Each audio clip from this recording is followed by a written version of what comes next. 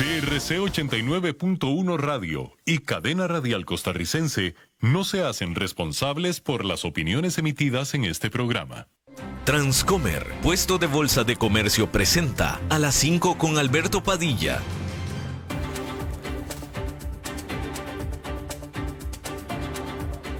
Inicia a las 5 con Alberto Padilla.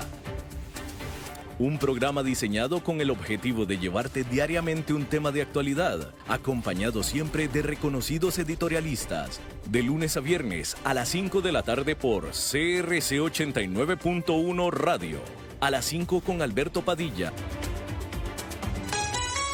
Cuando vos estás bien, todo a tu alrededor mejora.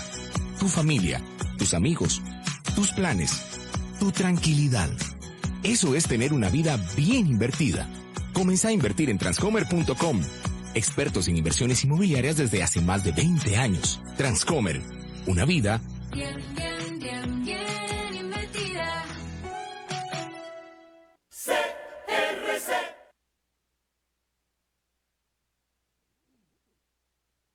Hola, ¿qué tal? Saludos, bienvenidos a esta emisión de A las 5 con su servidor Alberto Padilla. Muchísimas gracias por estarnos acompañando.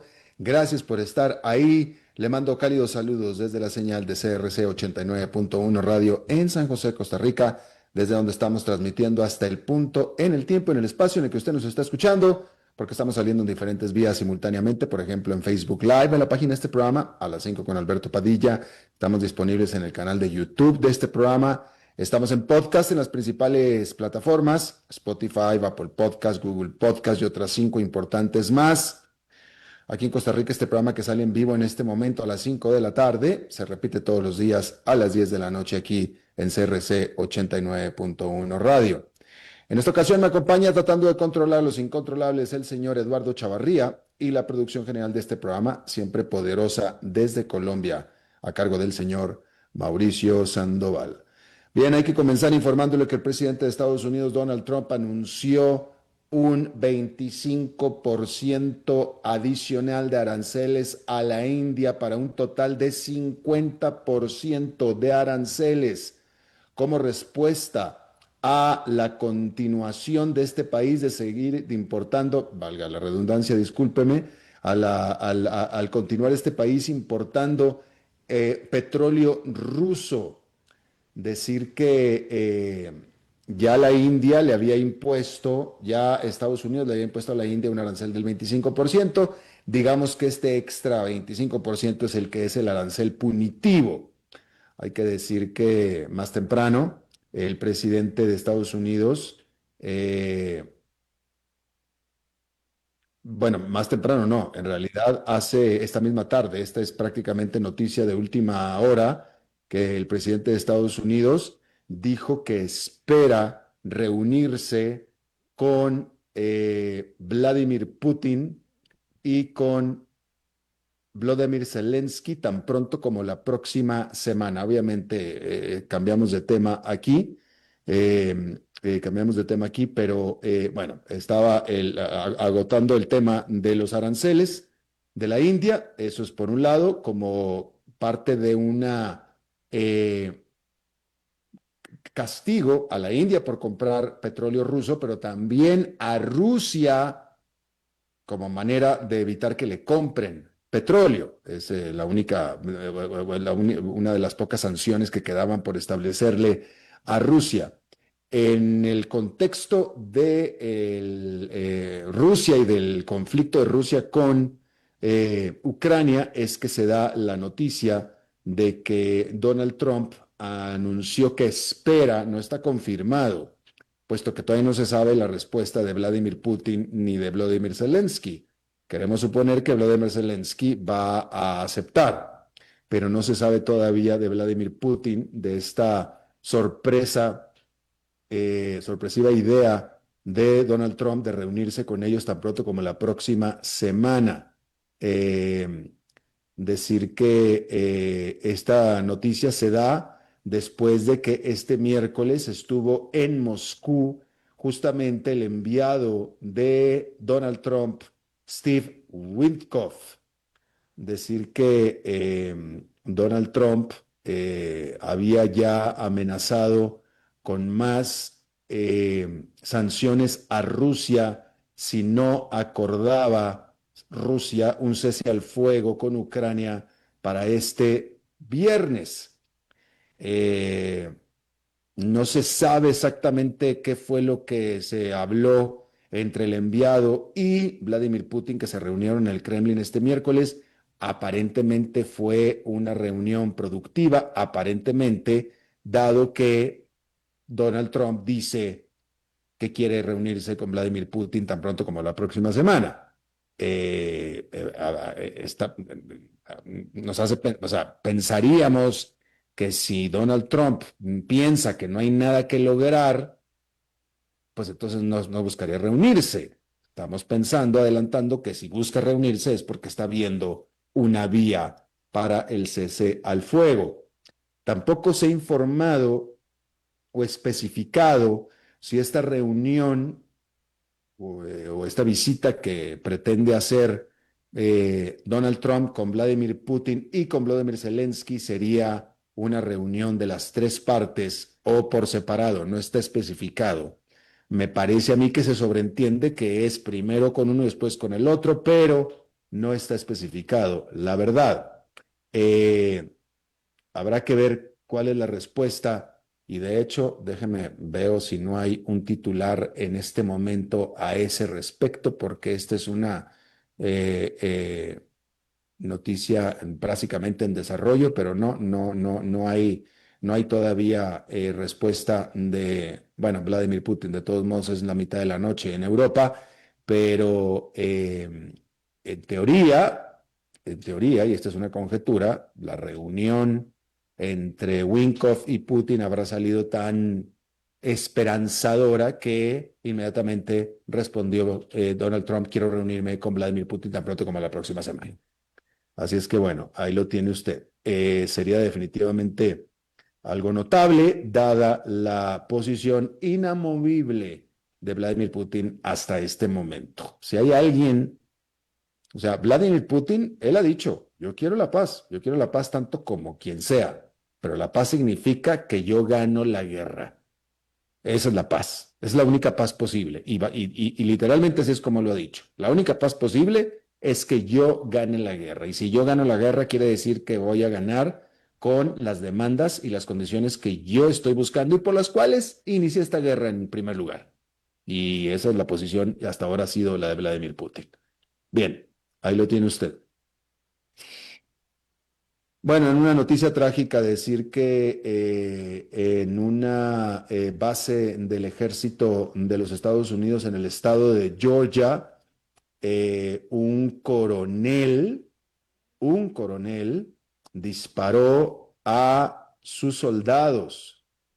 Bueno, discúlpeme, no es un coronel, es un sargento. Un sargento le disparó a sus soldados. 5 de ellos quedaron heridos. Se desconoce con qué tipo de arma o cómo fue esta balacera, pero todos quedaron heridos, no de gravedad, pero hirió a 5. Se trata de un sargento joven de 28 años de edad, el cual está bajo arresto ya. Decir que en las últimas 2 décadas ha habido varias masacres en bases militares estadounidenses. En el 2009, en Fort Hood, en Texas, un militar mató a 13 personas dentro de este fuerte, de este Fort Hood, en Texas. Y esta persona, o este militar, él es un militar que hizo esta masacre, mató a 13 personas dentro del fuerte y este militar era un psiquiatra. Él era un psiquiatra. Obviamente que necesitaba un psiquiatra, pero él era psiquiatra. Bien. La administración Trump dijo que Apple, la empresa productora de las famosas computadoras, anunciará otra inversión una inversión adicional de $100,000 millones dentro de los Estados Unidos esta gigante tecnológica ya había comprometido a invertir $500,000 millones dentro de los Estados Unidos durante los próximos 4 años. Las acciones de Apple subieron por más de 4% con estas noticias. Decir que Apple, que es básicamente una productora de aparatos, produce la gran mayoría de estos en China y por tanto es altamente expuesta a los problemas comerciales de Donald Trump con este país de China. Y fíjese usted, bueno, Tim Cook, el presidente de Apple, se tenía planeado, en teoría debe estar sucediendo en este momento, que Tim Cook iba a hacer este anuncio oficial en la Casa Blanca junto con el presidente Donald Trump. Pero fíjese qué desdicha ser Apple en este momento, porque Apple, como bien decimos, la gran mayoría de sus aparatos los produce en China. El principal problema comercial, sobre todo en la primera presidencia de Donald Trump, el primer problema provincial fundamental de Donald Trump era con China. Y entonces, cuando se queda claro que Donald Trump va a volver a ser presidente en esta segunda presidencia, Apple toma la decisión de sacar el grueso de la manufactura de iPhones de China para evitar mayores problemas o para aislarse de los problemas entre Estados Unidos y China o Donald Trump con China. Y toma la sabia decisión de decir, ¿sabes qué? Mejor nos quitamos de problemas, salimos de China y nos vamos nada menos que a la India. Entonces fueron y cayeron a la India. Y ahora resulta que la India incluso tiene hasta más problemas comerciales con Estados Unidos después de esto que le acabamos de informar con un arancel del 50%, con lo cual los iPhones hechos en la India tendrían un arancel de 50% dentro de los Estados Unidos. Entonces, de ahí viene esta decisión. Bueno, no se conoce, no se sabe exactamente qué es lo que va a producir Apple en Estados Unidos, pero no cayó en blandito en la India para nada, todo lo contrario. Salió de Guatemala para entrar a Guatepeor, disculpe la broma, pero así es como se dice en el trópico. Bien, cambiando de país y cambiando de empresa, la farmacéutica y química Bayer dijo que recortará a más de 11,000 puestos de trabajo durante el próximo año. La firma corrigió hacia el alza su estimado de ganancias para el 2025 después de reportar unas fuertes ventas trimestrales de su ablandador de sangre Xarelto, así como de Ailía, que es una medicina para los ojos. Sin embargo, advirtió de mayores despidos. Todo esto porque su división agrícola está bajo gran presión por el problema que tiene particularmente su producto, su herbicida, el Roundup, esta base de glifosato.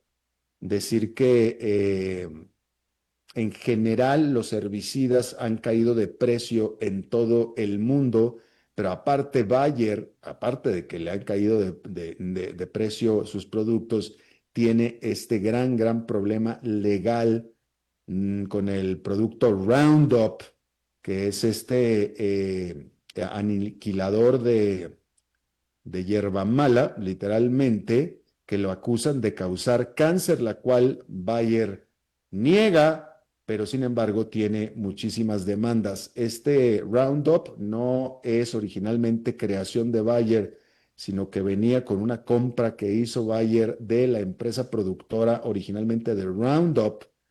Y al poco tiempo que hizo esta compra, llegó esta demanda que ha sido un gran dolor de cabeza para Bayer. Así es que ahí está. Bien, decir que la minera Glencore, la gigante minera Glencore, anunció que finalmente se mantendrá listada en la Bolsa de Valores de Londres. Por tanto, entonces abandona los planes de cambiarse hacia la Bolsa de Valores de Nueva York. Y la decisión, por supuesto, que es un gran alivio para la Bolsa de Valores de Londres, la cual ha estado sufriendo de toda una serie de salidas, deslistes. Decir que esta gigante minera británico-suiza reveló un plan de reducción de costos por $1,000 millones y reportó pérdidas por $655 millones durante la primera mitad del 2025 por una caída en los precios del carbón y también una caída en la producción de cobre. Bien. Italia, el gobierno de Italia aprobó un presupuesto para la construcción de un puente para unir a Sicilia, a la isla de Sicilia, con el continente o con la bota, si usted quiere. Aquí lo notable, no busqué yo más, pero es que es muy notable.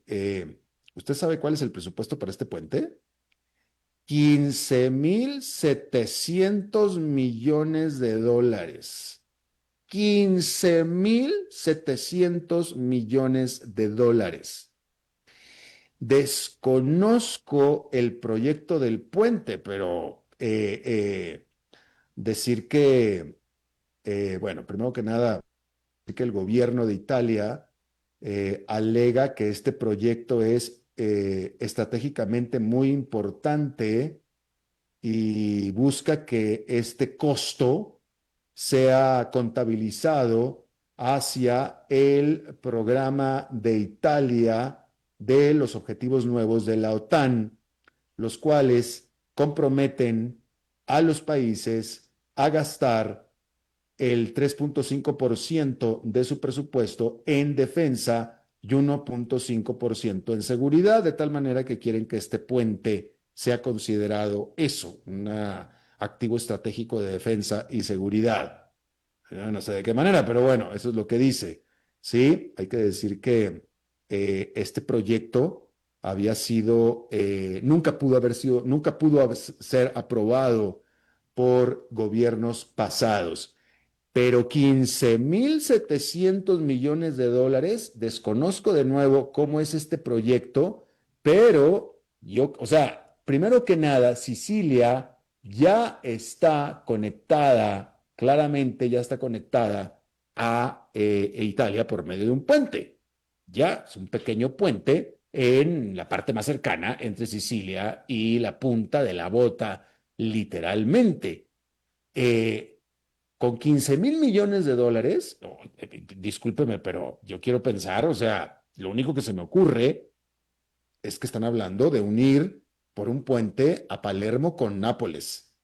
O sea, estamos hablando de cientos y cientos de kilómetros de puente sobre el Golfo de Policastro o el Golfo de Nápoles, porque 15,000 millones de dólares es una cifra estratosférica.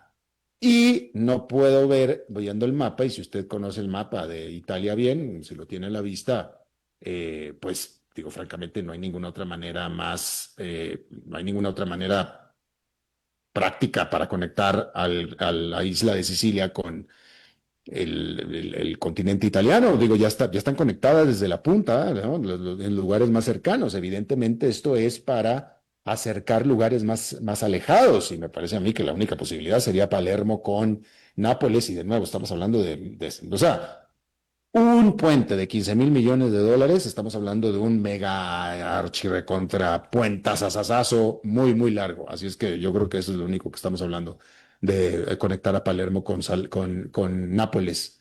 Y si no pues sí, ¿no? Pues sí, con Nápoles. En fin, bueno, pues ahí lo tiene usted. Ya lo probaron. Va a ser definitivamente una mega, mega obra cuando se haga. Bien. Bien, déjeme informarle ahora que, bueno, se está informando que en Ghana, en el país de Ghana, en África, hubo un accidente de helicóptero donde hubo 8 muertos, entre ellos 2 ministros. del gabinete del gobierno de Ghana. Se murió en ese accidente el ministro de Defensa y el ministro de Ambiente, Ciencia y Tecnología de Ghana en África. Así es que, bueno, ni hablar.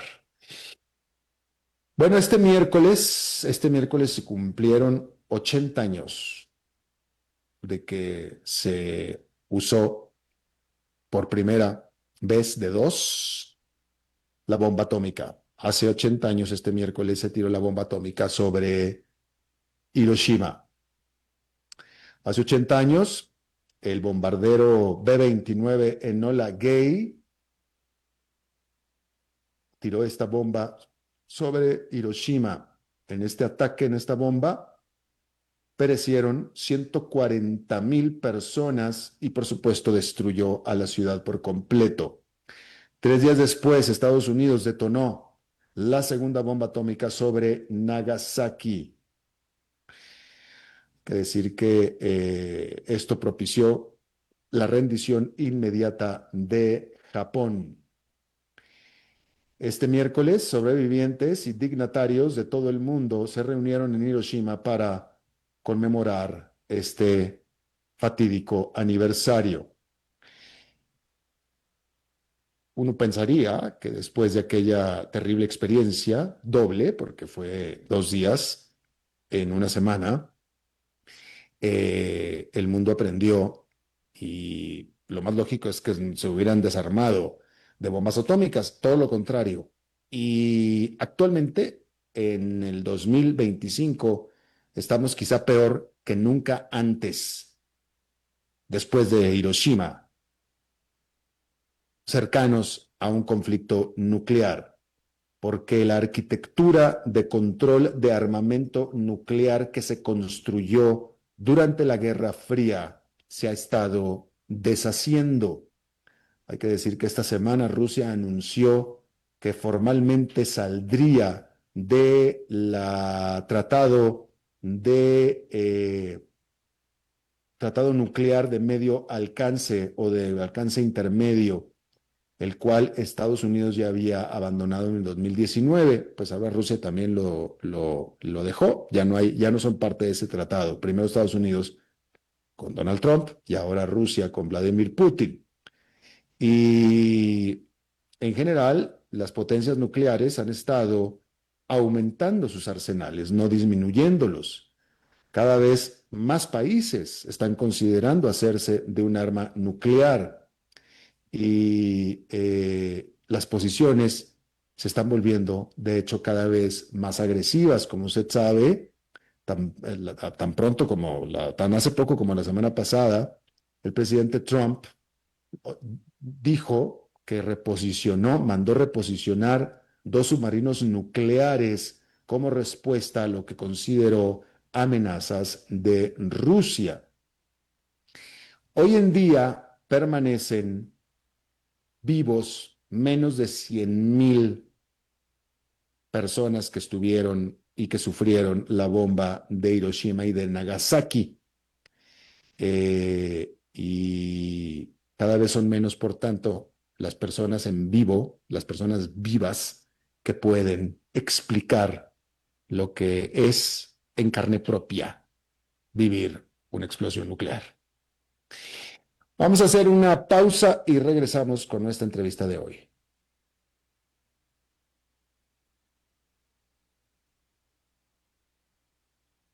A las 5 con Alberto Padilla, por CRC 89.1 Radio.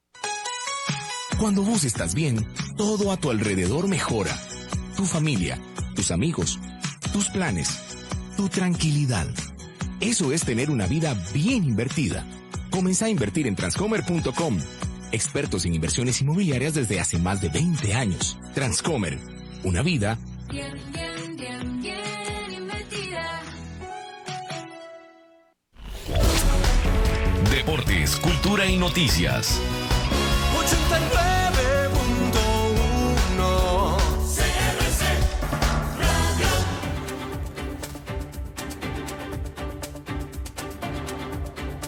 A las 5 con Alberto Padilla, por CRC 89.1 Radio.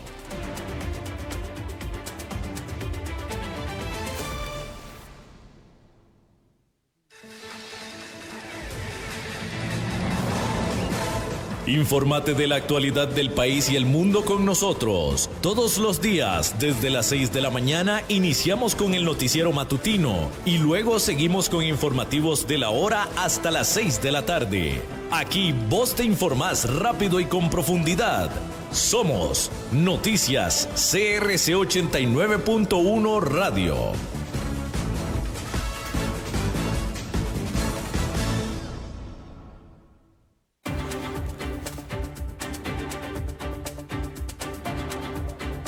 A las 5 con Alberto Padilla, por CRC 89.1 Radio.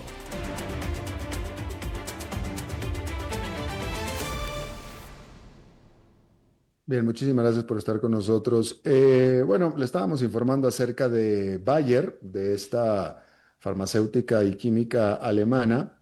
Vamos a hablar de otra farmacéutica que es Novo Nordisk, danesa esta, que reportó unos números trimestrales de un salto en sus ganancias de 13% anual a 11.900 millones de dólares.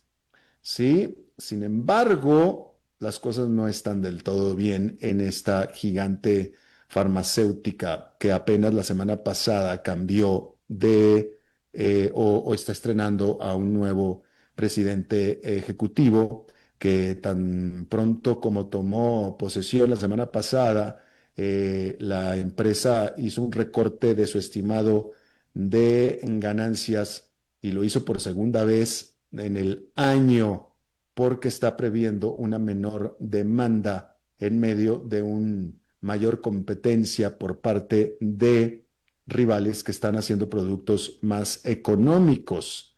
Y este miércoles, cuando presentó los números o los resultados, de nuevo redujo sus estimados de ganancias para el resto del año. Esa es Novo Nordisk. Bien.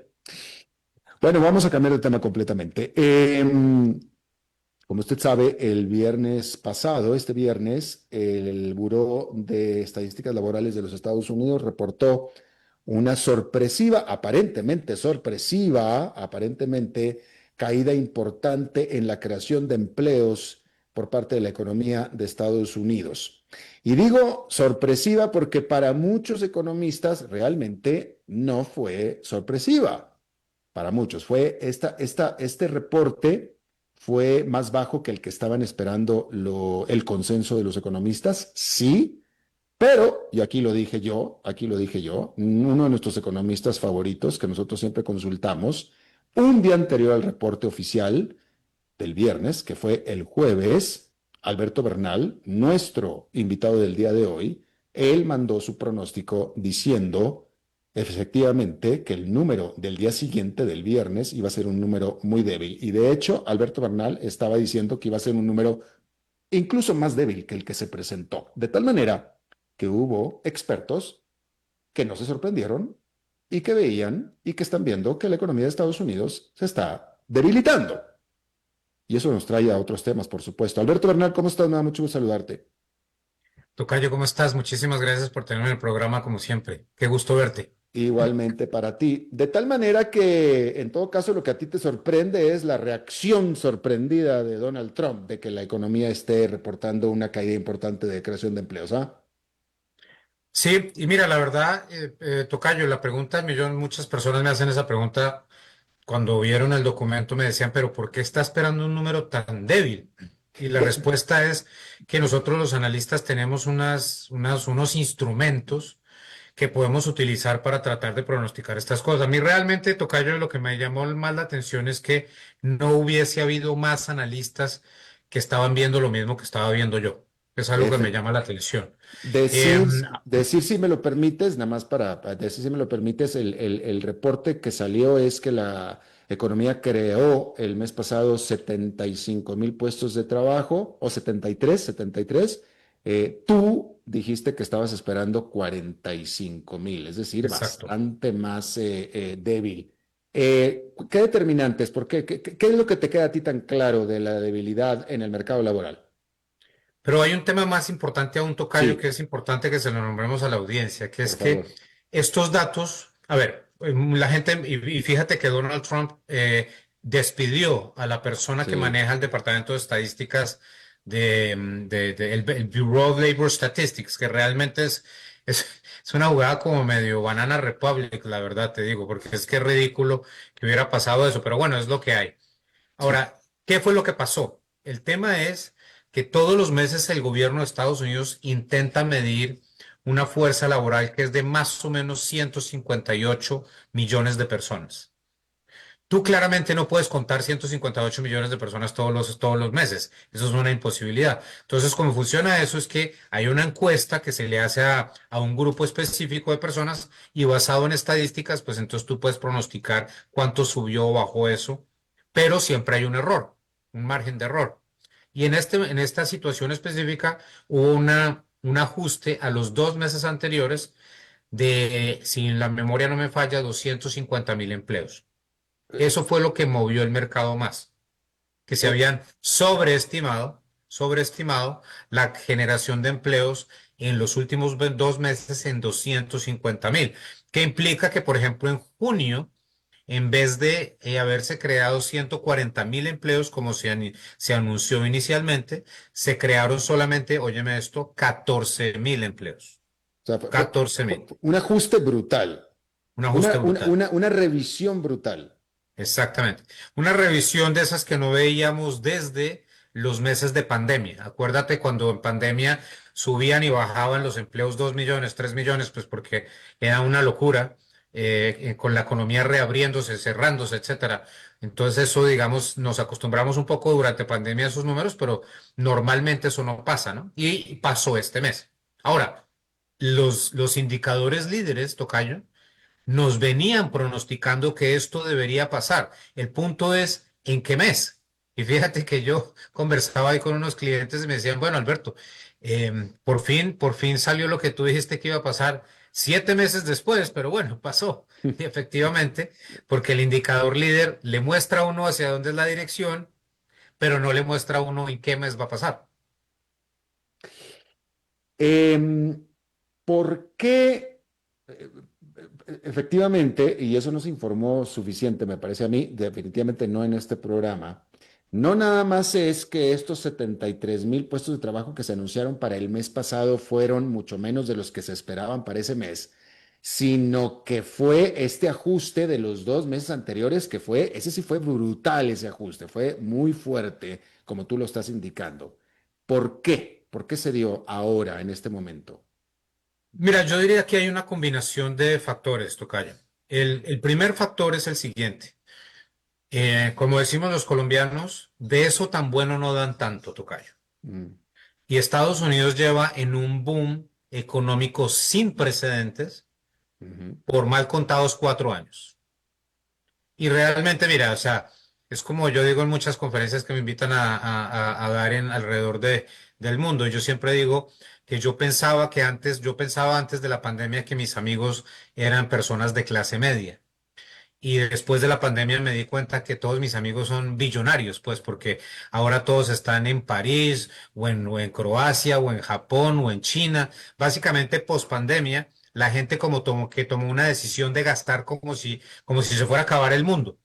Y eso es una reacción normal del ser humano después de un shock tan brutal como la pandemia. Mucha gente se asustó mucho, mucha gente perdió seres queridos, mucha gente básicamente no salía de la casa, etcétera, etcétera. Y de pronto te permiten salir, se acaba la pandemia y hay un sentimiento de que hay que aprovechar la vida y hay que gastar, gastar, gastar. ¿Qué pasó? Gastaron tanto las personas que se quedaron sin ahorros. Entonces ya no hay ahorros. Literalmente en este momento estamos en el nivel de ahorros más bajo desde la crisis financiera del 2008. Entonces yo le decía a mis clientes, si no hay ahorros, la gente tiene menos para gastar, si tiene menos para gastar, la economía crece menos. Escenario o razón número uno. Razón número dos, tocayo. Si tú eres el presidente de una compañía que produce autopartes en Ohio, por decir algo, y tienes 150 empleados, tú le vendes a Ford o a General Motors, pero parte de tus productos vienen de México, otros vienen de Vietnam, otros vienen de China, etcétera, y tú encuentras que este año no sabes ni siquiera dónde estás parado en términos de cuánto vas a tener que pagar de arancel, si viene de México, si viene de Canadá, si viene de Vietnam, si viene de Corea del Sur, etcétera. Entonces, tu incapacidad de proyectar tu flujo de caja futuro te obliga a tomarla con más calma. Eso es como cuando estás andando en una carretera llena de neblina. Tienes que bajar de velocidad en el carro porque si no te vas a matar. Entonces, cuando tú no tienes visibilidad a futuro, dejas de contratar, dejas de invertir. Y yo creo que sí hay un efecto que estamos viviendo en este momento de la incertidumbre atada a la política arancelaria del presidente Trump, que tiene sobre todo a los small businesses, a las pequeñas y medianas empresas, en una actitud de mejor esperemos a ver en dónde termina todo esto antes de volver a contratar, antes de volver a invertir, etcétera. Y eso es el 47% de la generación de empleo en Estados Unidos. Entonces yo creo que parte de eso también lo estamos viendo a través de esa incertidumbre incremental. Ya, ok. Ahora, Alberto, explícanos aquí, porque como tú sabes, esto está dividido por la mitad. Siendo bien mal pensado, así brutal, salvajemente mal pensado, y tomando en cuenta que estamos del lado de los que creemos ciegamente en Donald Trump, eh, ¿es posible manipular por motivos políticos o los que sea la cifra del Buró de Estadísticas Laborales que fue por lo que despidió a esta pobre mujer el viernes? Te contesto, tocayo, con un inequívoco no. Es imposible. Ok, no hay más que explicar porque aquí en el programa lo hemos explicado muchísimo ya.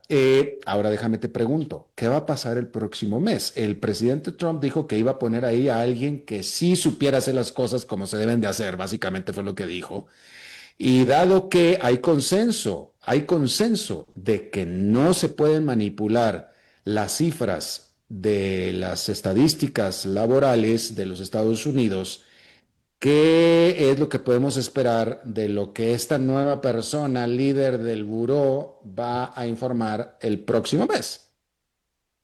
Pues mira, yo creo que, tocayo, si es básicamente, yo creo que es, por ejemplo, supongamos que me llamaran a mí, que la administración Trump me llamara y me dijera, Alberto, usted sí sabe medir esto, venga y medir estas cosas. Dos cosas. Primero que todo, mientras llego ahorita, comienzo a saber dónde es mi oficina, cómo funcionan los computadores, cómo funciona todo, no existe ni la menor posibilidad de que pueda yo afectar los datos de agosto que van a publicarse en septiembre, porque la forma como funciona la encuesta es que en las primeras 2 semanas de agosto es cuando se sacan los números que se proyectan después para terminar el mes. Todo esto tiene parte de encuesta y tiene parte de proyección a través de filtros estadísticos. Por eso es que es tan difícil hacer este cálculo. Entonces, básicamente te contesto que es imposible desde el punto de vista, a menos de que llegue uno y haga una jugada como lo haría Cristina Fernández de Kirchner. Entonces llegue Trump y me dice, señor Bernal, usted si quiere tener este puesto, tiene que decir que se generaron 150.000 empleos en agosto. No mida, solamente diga. Y pues si logran encontrar a un payaso que haga eso, pues yo creo que, pero lo dudo muchísimo porque Estados Unidos es un país de instituciones y además yo te digo una cosa, tocayo, el Partido Republicano Ah. o la inmensa mayoría de líderes del Partido Republicano entienden esto que tú y yo estamos hablando y se negarían completamente a hacer esa Ay, barbaridad. Alberto, me parece que estás siendo demasiado inocente ya hoy. Ya te pasaste inocente, me parece, tocallito, ¿eh? Y ahorita que dijiste que es un país de instituciones, también ya así como que no sé ya dónde estoy yo. Yo soy muy pesimista con estas cosas, la verdad, tocayo, pero déjame te pregunto una cosa. En teoría, la cifra del empleo del próximo mes debe confirmar la de este mes. No podríamos esperar una cifra demasiado diferente, ¿cierto? Exactamente. Yo creo Trump que es quiere una cifra muy diferente, pero no podemos obvio. esperar. Obvio, pero yo creo que el presidente Trump puede querer muchas cosas, pero hay límites en cuanto a lo que puede hacerse, ¿no? Insisto, es otra cosa súper importante, tocayo. Dime. Si llega a haber una publicación de un número que clarísimamente va en contra de cualquier lógica Lógica. estadística, nosotros los analistas tenemos capacidades de analizar eso, porque el Claro, departamento claro, claro. de estadística nos tiene que publicar la cifra desestacionalizada, la cifra con estacionalidad, y nosotros con esos dos números podemos calcular el filtro o el factor que utilizó el Labor Statistics para salir con ese número.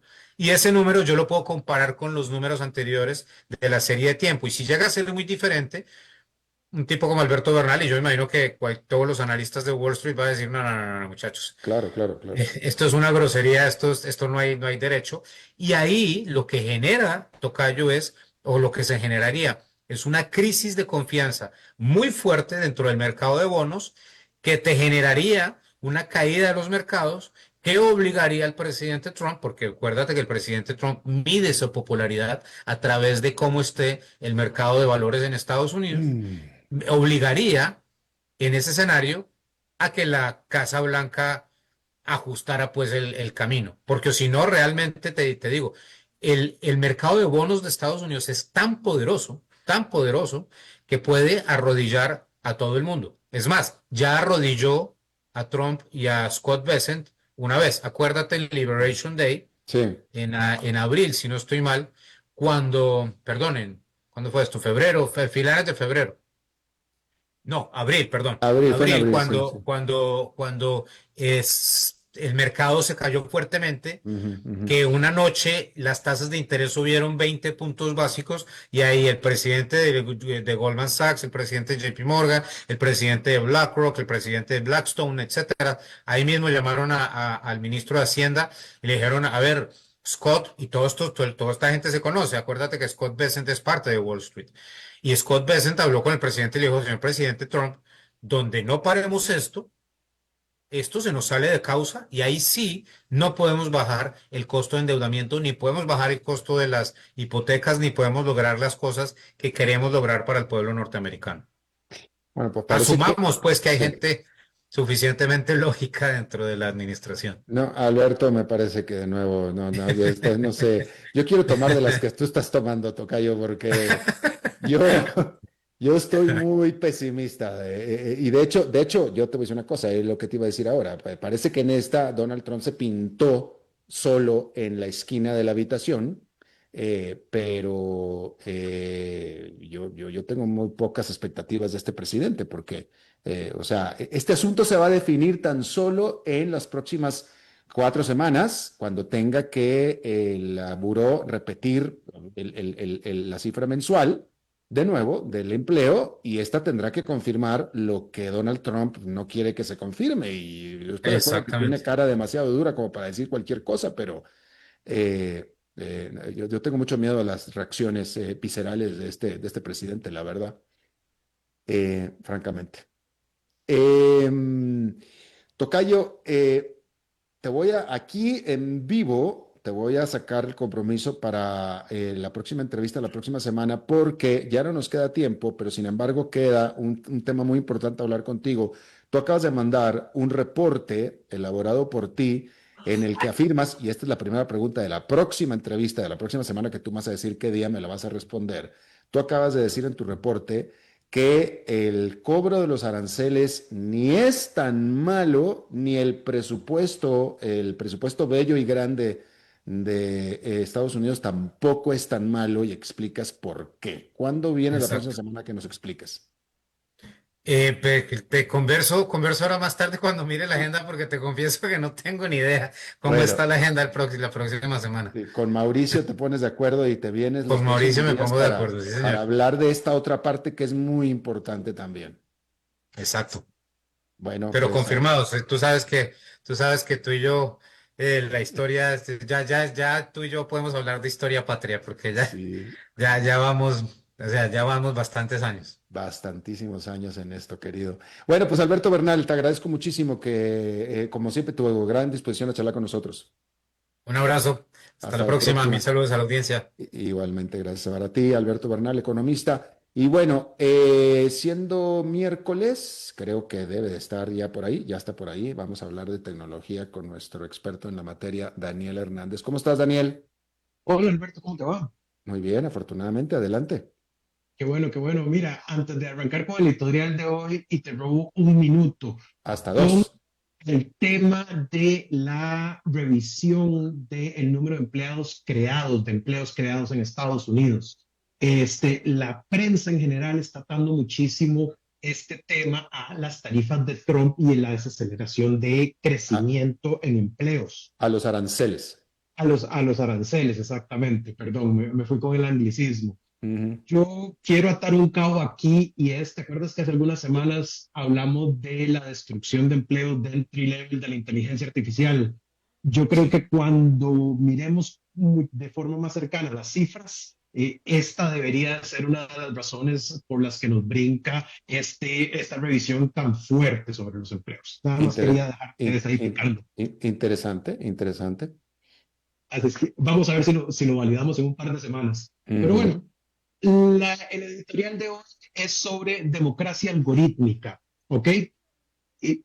Hace algunos días, el primer ministro de Suecia, Ulf Kristersson, hizo una confesión que encendió las alarmas en Europa.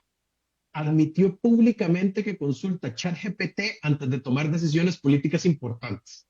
Según sus propias palabras, la inteligencia artificial le sirve como una especie de segunda opinión, aunque asegura que no introduce datos sensibles. Obviamente las reacciones no se hicieron esperar. Académicos, periodistas, ciudadanos, todos expresaron su preocupación por el hecho de que un líder electo, confiado con el destino de millones de personas, esté delegando parte de su criterio en una herramienta de inteligencia artificial desarrollada por una empresa, no solo privada, sino también extranjera. La profesora Virginia Dignum, una de las voces más respetadas en la ética tecnológica, lo dijo sin rodeos: no votamos por ChatGPT. Y sin embargo, esto no es un caso aislado. En el Reino Unido, el diputado del Labour Party, los laboristas, Peter Kyle, fue un paso más allá y creó una versión digital de sí mismo conocida como AI Mark, ¿ok? Para atender de forma permanente a los ciudadanos de su distrito. A través de un chatbot basado en sus opiniones, los votantes pueden conversar con él o su versión algorítmica en cualquier momento. Aunque el bot evita responder preguntas complejas o polémicas, la iniciativa ya ha generado fuertes críticas. Entonces, ¿estamos ante una nueva forma de cercanía política o simplemente ante un reemplazo disfrazado de atención? Estas señales no se pueden tomar como anécdotas aisladas. Al contrario, todo apunta a que estamos ante una transformación estructural de cómo se gobierna, de cómo se hace política y cómo se vota. Si nos pasamos al otro lado del Atlántico, Estados Unidos también va a pasos muy acelerados. Si no me equivoco, hoy o ayer se anunció que OpenAI firmó un acuerdo con la agencia que administra los recursos federales para poner la versión Enterprise de ChatGPT a disposición de todas las agencias del gobierno estadounidense por una tarifa simbólica de $1 anual cada uno. Entonces, lo que ha comenzado como un experimento de productividad, hoy es parte de la infraestructura administrativa del estado más poderoso del mundo. Entonces, cuando el poder ejecutivo, legislativo y burocrático empiezan a interactuar con la inteligencia artificial en la toma de decisiones diarias, vamos a entrar en un terreno desconocido. Las máquinas no votan, pero ya están opinando. Y la línea entre ayuda técnica y cogobierno digital se está volviendo tremendamente borrosa. Tal vez la administración pública como tal no es el punto más delicado de esta evolución, sino también está en cómo la inteligencia artificial puede transformar el modo que se ganan o se pierden elecciones. Se publicó esta semana un estudio que reveló que basta con unos pocos mensajes cuidadosamente diseñados por inteligencia artificial para cambiar por completo las opiniones políticas de las personas. Este estudio se hizo en Estados Unidos, se tomaron 2 grupos de control, demócratas, republicanos e independientes, y la tasa de conversión fue escalofriantemente alta, donde los contenidos generados por los modelos como ChatGPT o Gemini se personalizaron según el historial del usuario. La capacidad de influir en el voto ya va dejando de depender de debates y propuestas y pasa a ser un tema de juegos de algoritmo y microsegmentación. Ahora, No es solo teoría, ya nos está pasando. Indonesia decidió prohibir el uso de la inteligencia artificial en campañas políticas durante su proceso electoral actual. Es un intento por frenar la manipulación algorítmica antes que se vuelva sistémica. Pero al otro lado del mundo, en Estados Unidos, el enfoque es diametralmente opuesto. El Partido Demócrata acaba de lanzar su primer manual oficial para uso ético de inteligencia artificial en campaña electoral. Este documento promueve su uso para crear contenido, automatizar tareas y mejorar la comunicación con votantes, siempre bajo la revisión humana, dicen ellos, y con total transparencia. Eso sí, también lanza una advertencia clara. Está prohibido utilizar deepfakes que representan falsamente a personas o manipulan el contenido sin divulgación. Entonces, como dice este documento del Partido Demócrata, la inteligencia artificial responsable no es un lujo, es una necesidad competitiva. Y ahí es donde está el mensaje más profundo de todo esto. La política ya no se juega en la calle, se juega en las nubes, en servidores de empresas tecnológicas, entre líneas de códigos que escriben mensajes y en modelos que entienden, sintetizan y responden muchísimo mejor que lo que podríamos hacer nosotros los humanos. Ahora, esto no solo se trata de productividad, también es una cuestión de legitimidad democrática. Si un primer ministro europeo consulta la inteligencia artificial, si un congresista conversa con su distrito a través de un bot y si los partidos diseñan estrategias digitales en algoritmo, entonces la democracia, como la conocemos, está empezando a mutar. Ahora, en nuestro querido terruño, Costa Rica, no necesariamente estamos aislados de este fenómeno. Con las elecciones a la vista, nuestro país enfrenta las mismas preguntas que ya están resonando en Europa, Asia y Estados Unidos. ¿Será que vamos a regular el uso de la inteligencia artificial en campaña?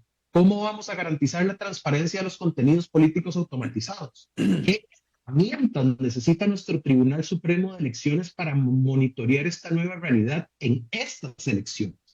La democracia costarricense es sólida, pero tampoco es inmune. Necesitamos estar preparados, porque la elección que viene no solo se va a disputar en las plazas públicas, se va a jugar en pantallas, en chats, en motores de búsqueda y en feeds personalizados.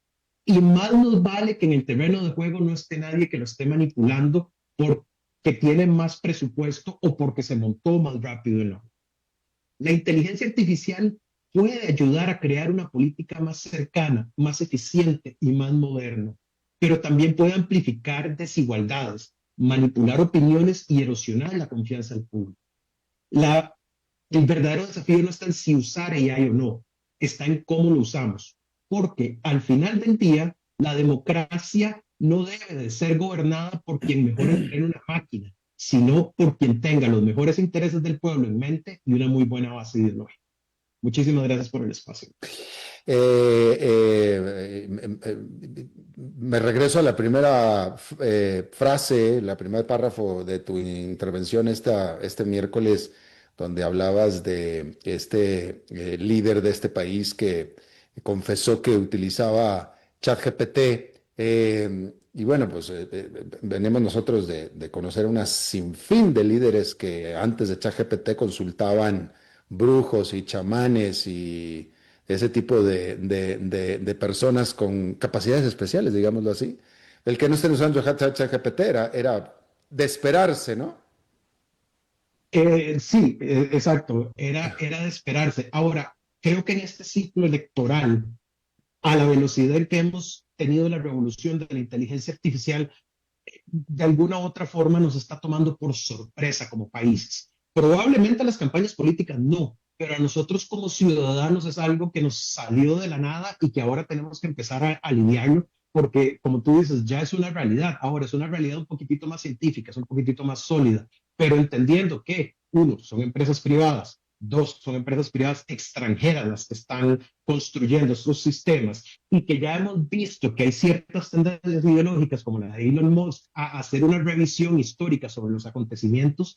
Esto nos plantea una pregunta crítica que es cuál debería de ser el acercamiento o cuál debería de ser la instrucción por parte de los organismos electorales del mundo ante campañas en el futuro inmediato. Probablemente dentro de 4 años tengamos más madurez, pero hoy se convierte en un tema tremendamente álgido y tremendamente crítico.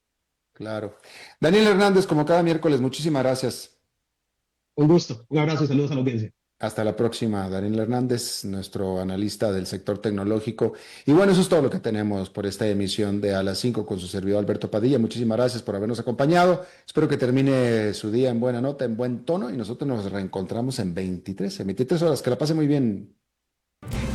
A las 5 con Alberto Padilla fue traído a ustedes por Transcomer, puesto de bolsa de comercio. Construyamos juntos su futuro. Somos expertos en eso. Cuando vos estás bien, todo a tu alrededor mejora. Tu familia, tus amigos, tus planes.